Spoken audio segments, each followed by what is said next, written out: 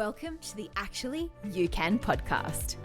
I'm Miff Galloway, a performance coach passionate about supporting ambitious and high-performing women just like you who know they have untapped potential just waiting to be unleashed. If you're looking to massively up-level your performance in all areas of life, you've come to the right place. My goal on this podcast is to take you beneath the surface so you can connect with yourself on a deeper level while providing you with valuable insights and the tools necessary to navigate life's challenges and go after your goals with strength, clarity, and wisdom. If you're ready to uncover the truth which lies underneath so you can recognize your powerful feminine leadership style, pursue your goals unapologetically, and thrive in every aspect of your life, hit the follow button and get ready to explore the incredible possibilities that lie within you. Together, we'll uncover your next steps in achieving peak performance, because actually, you can. Hello, and welcome back to another episode of Actually You Can. Today's guest is a free spirit, entrepreneur, transformational life and business coach, a 6 times Ironman, and I'm excited to have him on the show today to discuss what it means to have a winning mindset. Welcome to the show, Ingo. Yes, thank you for the invitation. It's a pleasure to be here. And so I'm curious to hear, what does it mean to you to win? What does it mean to win? I mean, winning usually for me means that I'm achieving my goals. That usually I don't like to compare myself too much with others, right? So I'm comparing myself or with my goals I'm setting for myself, and if I reach them or if I having having success there, that means for me winning. And I actually in the last years the goals became less important. I mean, I would still say they are important, but reaching the goal became less important. So I'm trying to focus more on celebrating the progress. Right? So when I move closer towards my goals, I think that's much more important than to delay the winning just till you reach a goal in 1 year or whatever. It's the time frame, right? Yeah, and I love how you mentioned that usually winning, it's about achieving your goals. And definitely in the sporting realm, it's really clear if you win or not. You're either the fastest person out on the field, you either cross the line first, or there's some subjective sports where it might not be as clear if you win, but typically it's the person on the top of the podium. And you said you've grown to start celebrating the process. And I'm interested to hear, at what point are you like, oh, it's not all about the end goal. I should really start looking at enjoying the process. How did that start showing up for you? Yeah, I think first I would like to comment on what you said because yeah, you're right. But I think this is really like a spectator mindset that people have when they say, yeah, like the second is already the first loser, actually, right? That's not Yeah. by somebody that's really into a sport and practicing themselves. I think if you have this mindset, if you're really doing, it can be a sport or it can be any other business or any other activity in life, right? I think this is the wrong mindset to go after. And yeah, that's why I think if you do something, it's better to compare with yourself. And only people that are just sitting at home on the sofa and watching in television, they would say the second is the first. And, sorry, remind me, what was the question now? I just Ah, got lost in the couch spectator. I'm just thinking of that because you're completely right. Like, I mean, whoever's saying, oh, they didn't do well enough or they're the first loser, I'm like, well, you go out there and have a crack. My question was, at what point did you start considering the journey and the overall picture of success and winning as opposed to just the end goal? oh yeah, I think that's an excellent question, and that's something. Yeah, I think I changed in the last years. So I think all over my life I was very competitive, and I was also setting myself a lot of ambitious goals, and I tended also to reach them at least to a certain extent, right? So when I set myself a goal, um, yeah, was really focused on achieving that goal, and it was the same. It was in the business and private life, in my athletic career. Um, but what happened when I did that? I mean, it's a good way to get forward. But what happened a bit to me is that I focused too much on the future and I didn't focus on the present, right? So it's almost like you delay the, all the all the happiness and gratification for what you're doing to the point where you reach this goal. It's like, right, you're saying like, yeah, next year, if I get this promotion, then everything will be different. Or if I, whatever, make this and this achievement, or if I get this amount of higher salary. Um, but the point is you forget to focus on the present. You forget to appreciate what you actually have. And this is something I worked a lot on myself over the last year. That's why I said also earlier that now I'm focusing much more on the progress, and I'm trying just to be every day the best version of myself, and also then being grateful for what I have, and also appreciate what I achieve every day, and not just to focus on a goal that's in some distant future. Why would that be important for someone? I mean, a lot of people who listen to this podcast are really goal driven.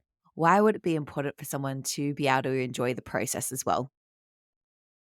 Yeah, I mean that's very important because if you think um, whatever you have a goal, you want to be a millionaire, or you want to have this job, or you want to have this relationship, or whatever, and if you think this will lead you to happiness, then I can tell you clearly this is not going to happen, because if you're not happy today, you won't be happy when you reach this goal. And that's why it's very important to really live in the present, to be the best version of yourself today, and not to have your goals, and to see them as a lighthouse, but don't put all the cards on just achieving that goal. And from what I understand, you had a very different life to the one that you're living now. And one would say that you're pretty successful in that life. A couple of questions based on that. What were you doing prior to becoming a coach? First question.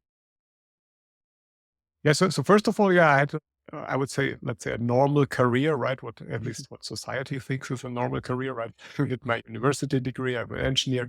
I was with a degree in economy, and yeah, I was working in a company. In the end, I was working on director level. Where the house in Germany, where I had a family, everything was there, right? I was traveling the world, but again, it didn't fulfill me to get there. It was Roy, I thought it was my dream to get there, but it was actually not my dream. I mean, at least I think it was um, distorted by other influence on me, right? By family or other people or friends or social media and other media that that I thought that that's what I want to have, but it didn't make me happy. So anyway, then like 3 years ago, um, we made this decision that my wife and I, at this time for the kids, right, because our kids are still quite young. So we made this decision that we want to do something different, and then we moved. Now we moved to Mexico. We traveled around here almost a year, and then we settled here. And um, I mean, when we left there, I didn't have this idea to become a coach, right? I just said I need to do something different, and then we said, okay, we go there, we travel, and while we did that, I was also working a lot on myself and discovering more about myself, what I really want. And then I started building this new dream, and now today I can yeah, I can do whatever I want, right? I'm doing what I'm passionate about. I'm doing I want to serve others, I want to help others, and that's what I like, that's what I enjoy, and yeah, makes me much more happy. And, And so, would you have said that you were winning in your corporate job in Germany? Was that your definition of winning at the time? yeah, I mean, again, it was one definition, right? It was probably at Yeah. this time it was one. It was probably also my definition. Um, Today, I think there are always different areas in life, right? You can be successful in Mm. business, but maybe you're not successful in other areas of life, or maybe like if you look on the overall picture, there was something missing, and that was the part, right? So I was successful in certain areas of my life, but yeah, I missed something, and now I would say I have a more balanced definition of success, including all my Y- different areas of Yeah, I love how you mentioned the balance because often when we pour ourselves into one area of life, we neglect to realize that our lives don't operate in silos. Each area of life is interconnected. And so if you're spending a lot of area just focusing on one life, chances are you're not maybe paying attention in other areas of life. And it's Mm. really important to consider your life as a whole in that aspect. So I love that you've mentioned that. And so, you were living your particular life in Germany, and I can definitely resonate with the feeling of feeling like you should feel grateful for what you have and achieving society's definition of success, but then feeling this sort of, I guess, hollowness at that success. I remember feeling personally, why aren't I happy for all that I've achieved? I mean, on paper, it looks great, but it's actually not what lights me up. And so I'm interested to hear, what was that journey from there for you? You mentioned that when you left Germany, you just needed to do something different.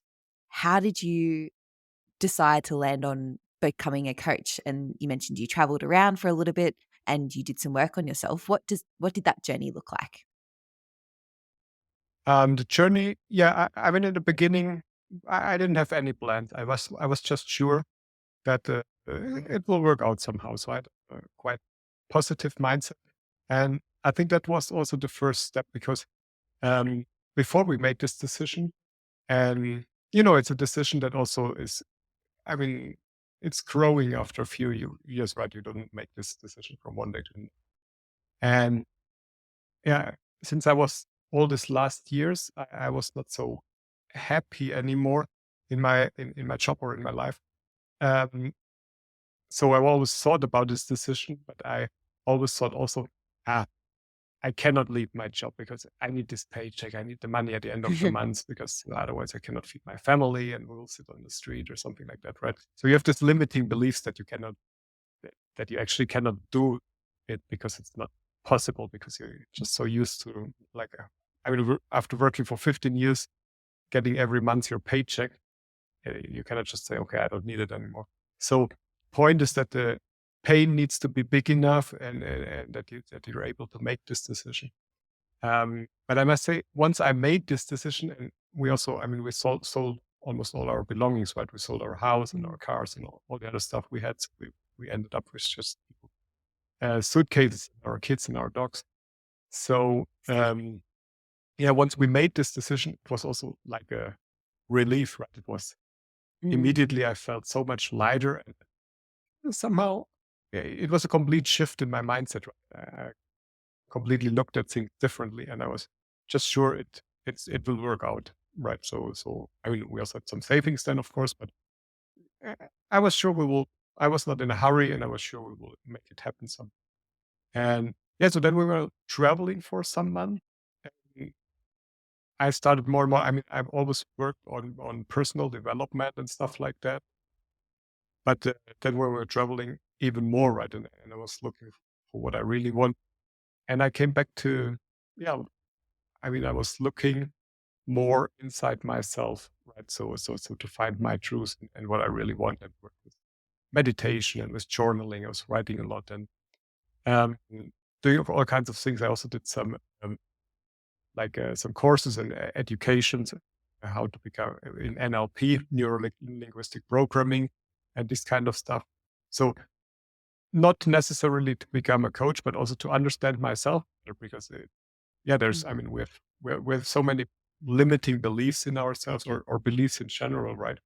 And usually every person forms these beliefs when they're kids, right? So when we're kids, we were usually forming our main beliefs about how life is, right? And if we never work on them, this will just stay with us for the rest of our lives. So, um, and it was amazing because there's so many methods to work on that and to change your beliefs if they're not, I mean, if they're not helpful for your growth, for example. There's so many methods to reframe them and put yourself, you have to give yourself completely different perspectives. And that's how I worked on myself. Um, and then one day I said, okay, I will use that to help also other people to become free because from discussions with other people, with friends and with so many colleagues and people online, right? I found out, yeah, that many people actually stuck in a similar situation, right? Yeah. Like they have a job and they're sitting and they're working every day and they're coming home and they're having their house and the car and evening they order pizza and watch a movie on Netflix. But they don't really, I mean, yeah, somehow they're not really living anymore, right, to their fullest potential. And I saw so much demand there for helping other people, and I think that's a great way to to get started with that and help other people uh, doing something similar. I mean, I'm not saying everybody should now sell everything, all their belongings, and move to the other end of the world, right? That was my decision there for myself, and that was my way to go. But yeah, as I said, everybody needs to find their solution inside themselves, and this can look for everyone completely different. Yeah, and I loved how you mentioned that everyone needs to look for the solution inside themselves. And because one of the ways you do that is through the deep work, like you mentioned, that you can access through modalities like NLP and stuff like that. But I think you can, and I'd be interested to hear your thoughts on this, but I hand on a heart, don't think you can truly live a life that you love, that is fulfilling, that lights you up, is that everything that you dreamed of, unless you're willing to do the deep work. Because to your point, we have all this conditioning that has just become normal for us that we haven't even thought to question. And so we really need the support of, someone like yourself who's a skilled coach who's able to ask you those deeper questions to unlock what's really just buried underneath all the conditioning. What's your Right. thoughts on that? Yeah. Yeah, I mean, I would absolutely agree to that, right? And that's how we are building ourselves up, right? When we're growing up, I mean, let's say when we're starting as children, as small kids, we we don't have fears, right? We're not worried. Mm. We're going out, we're going on our bicycle, we fall down, we stand up, we go again and continue. And then certain things happen, we make experiences, and usually they're bad experiences that give us a certain perspective on the on how life is. And I'm not necessarily talking about the big dramas in life. This can be very small things like how we treat parents or friends, like things everyone experiences. And by that we actually stop our development because we're suddenly afraid of failing, right? We're afraid to Mm. do things, and all of us are building this up to a certain extent. So we're not doing it anymore because yeah, it might go wrong or we're failing, and then we stop our development, right? We're not continuing anymore, and then we're having this structure around us, and we continue to build ourselves around these beliefs that we have just by avoiding certain things. And you're absolutely right. I mean, if I want to break this pattern, I need to go back, and I need to go. You mentioned it's this deep emotional work where I Mm. really need to go back to understand my experience that I made, to understand yeah, feelings that I had with certain in certain relationships. Usually it's with our parents, but it could be also like other person's friends or like romantic relationships. And yeah, usually I mean, for ourselves, we're not able to get there because we don't ask these questions because you're right, they're not comfortable, right? They're not pleasant. Mm. So, and that's where a coach comes into play, right? So I also work with a coach, or I'm still working with coaches, and they usually can help you. They're asking these questions and they make you think, right? To think about things that you're usually not getting there, and that's the benefit of that. Yeah, and I think it's probably worth sharing with people as well. It's not like you see a coach once and automatically you're healed and you'll never have problems again. I'm not sure about you, but my personal journey, I liken it to an onion. You peel back one and then something will happen in life and you'll get triggered by it and you're like, oh, that's new. I wonder what that is. I wonder where Sure. that's come from. Because I also liked how you mentioned when we're younger, if we're learning to walk, for example, we fall on our bums, we get up, we don't make it mean anything. When we become an adult, if we fail, we start it to make it mean something like we're a failure or we're not good enough or everyone's going to judge us. I love how you put that perspective. It's just we've gotten smarter as we've gotten older, but in that way, we've also started to sabotage ourselves a little bit more. You're right there. That's Yeah. true. And so, what would you say is winning in the areas of life for business? And let's go health as well. What would you say now that you've done some of that deep work? What would you say is winning in both of those areas for you now? Well, in business, I think for me the most important thing, since I base my business on my purpose on what I want to do, and I want to help people. So my main business goal is to help as many people as possible overcoming their life and becoming um, free, getting to a free life and breakthrough to a free and life of abundance. So I think that's my main goal for that. So I'm not putting any financial goals or something like that behind it, Mm. because I think that's my purpose. I believe if I'm doing what I'm passionate about, and if I'm doing what I'm good at, so all the rest will follow. So overall, certainly I break goals down into like whatever marketing goals and annual goals for um, in terms of numbers of clients, for example. But yeah, I think business, you need to serve somebody, right? You need to serve a higher purpose. It's the most important thing to make a business, like business successful for your personal life in the long run. And yeah, success in health. I mean, success in health is just that, that I can live an energetic and healthy life, that I don't have to worry about my health, yeah, that I stay young as long as possible. Also there, I don't have like a goal, how old I want to be or something like that. But yeah, just to be as young as possible and to enjoy my life. And I think, yeah, if you're healthy, enjoying life is so much easier. I love that. And it's really interesting coming from a sporting background as well, where it was really common to have really clear goals. Like, I want to win X race or I want to achieve X result. And then being okay with just chasing a feeling rather than an end result. It sounds like you're on a similar journey. It's like, I'm not really tied to what it could look like. I'm tied to the feeling and the experience that I have in life. Yeah, that's right. Because also, I mean, you mentioned my athletic career, but and I also put my goals higher. But that one day in 2018, I finally qualified. That was actually my last goal, my last big goal. I qualified for Ironman World Championship in Hawaii, and I went there. Yeah. And then after that, I thought, okay, what's next? I mean, if you're in endurance sport and you Another went to one. Hawaii for the World Championship, so then, I mean, there's not so much you can do. You can do it whatever 10, 20 minutes faster, but it didn't like really challenge me anymore.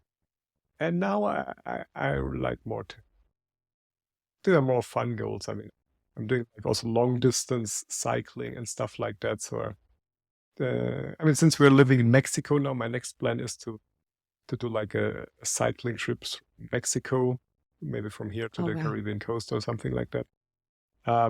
Yeah, but it's not that this competitive goals anymore. It's more like leisure goals. Yeah, I love that. And so, what would you say are the characteristics of someone who has a winner's mindset?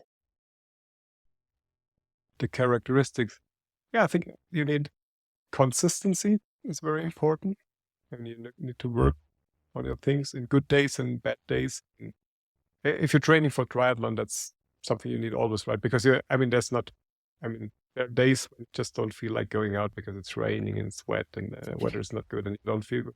But still, you have to go out and run or go cycling or something. So you need this consistency and to go through also the times when it doesn't feel nice tasks that you have to do. Um, the other thing you need is, I think, a positive mindset is very important. And the best for that is not to complain too much. Appreciate what you have and being grateful for what you have. And yeah, focus on the positive things, and positive things will happen. And the last thing, I think that's also is a good learning for me from Ironman racing, is pacing, because so you need to be patient. You need to wait. I mean, most people, I see this a lot in this long distance race. Most people, they start very fast and they're running away. But if you have a good pacing, you know already, okay, towards the end, I will catch them all again. So it's most people, they start fast and they give up fast. So when you should start, you don't have to. I mean, all all the journeys, all the goals are usually not sprints, right? They're marathons. So yeah, pace yourself accordingly. Yeah, it's interesting hearing you say that, I think, because I'm sure a lot of people can resonate, whether it's a group workout or a race. You go out fast because of the adrenaline and just the hype and wanting to be around all these people. And so it almost sounds like there's a portion of like being able to regulate your emotions or manage your state in terms of being a winner as well, not to be carried away by what's in front of you.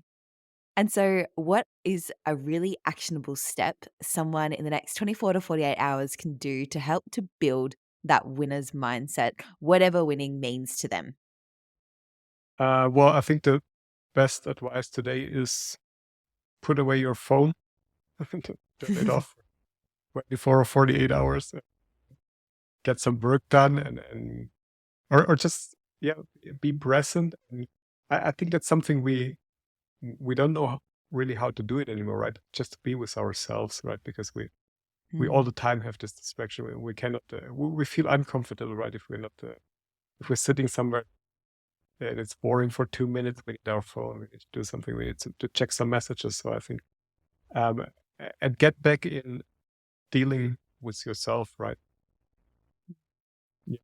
Learn again to enjoy yourself and enjoy the silence, the silent moments. You will learn so much more than from the latest Twitter messages.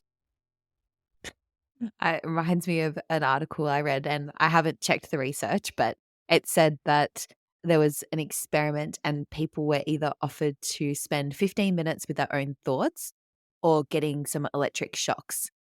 And 60% of men opted to get the electric shocks, and 40% of women offered to get the electric shocks as opposed to sitting with themselves for 15 minutes. And I think that just says so much in what you've shared as well. It's so uncomfortable for us to sit with ourselves. And I think if it's uncomfortable for you to sit with yourself, the invitation is to explore that. Yeah, absolutely. Yeah. I mean, I grew up, this was normal, right? We didn't have cell phone. Just Yeah. we were just bored sometimes.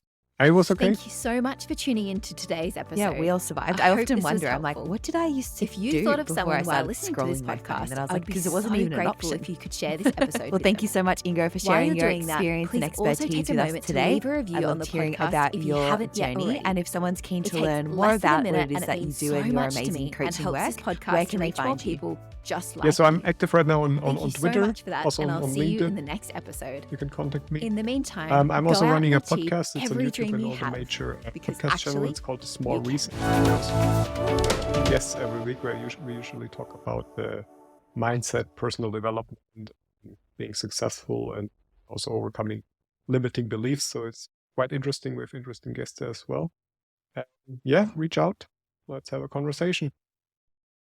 Amazing. And I'll put those links in the show notes. But definitely, if you're keen to learn more about anything that was discussed today, I know Ingo has a wealth of resources over on his podcast and YouTube channel. So check that one out.